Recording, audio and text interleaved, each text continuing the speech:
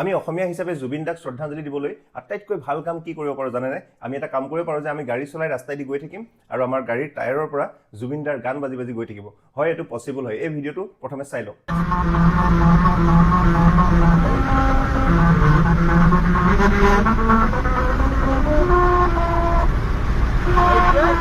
এইটো হৈছে ভাৰতৰ প্ৰথম মিউজিকেল ৰোড, মানে যেতিয়া গাড়ী পাৰ হৈ যায় গাড়ীৰ টায়াৰৰ পৰা এ.আৰ. ৰেহমানৰ জয় হো গানটো বাজি উঠে। আৰু মই ভাবোঁ আমাৰ অসমতো এনেকুৱা ৰোড বনিব লাগে য'ত গাড়ী পাৰ হৈ গ'লে জুবিন দাৰ গান বাজি উঠিব। এনেকুৱা মিউজিকেল ৰোড প্ৰথম বনিছিলে জাপানত। এইটো কেনেকৈ বনোৱা হয়, ৰাস্তাত কিছুমান বাউন্স ক্ৰিয়েট কৰা হয় আৰু এটা নিৰ্দিষ্ট ডিষ্টেঞ্চত এই বাউন্সবিলাক থাকে যাতে গাড়ীৰ টায়াৰ আৰু ৰাস্তাৰ মাজত ফ্ৰিকশ্যন হৈ এটা চাউণ্ডৰ ক্ৰিয়েট কৰে আৰু সেই নিৰ্দিষ্ট ডিষ্টেঞ্চত দিয়াৰ কাৰণে সি ফাইনেলি এটা মেলোডি বা এটা সুৰৰ সৃষ্টি কৰে। মই অসম চৰকাৰক অনুৰোধ কৰিম যাতে অসমতো এনেকুৱা ৰাস্তা বনে আৰু আমি গাড়ীলৈ পাৰ হৈ গ'লে যাতে জুবিন দাৰ গান বাজি উঠে। স্পেচিয়েলি জুবিন ক্ষেত্ৰৰ ফ্ৰণ্টৰ ৰাস্তাখিনিত এনেকুৱা এটা বনোৱাৰ ভাল এটা স্কোপ আছে।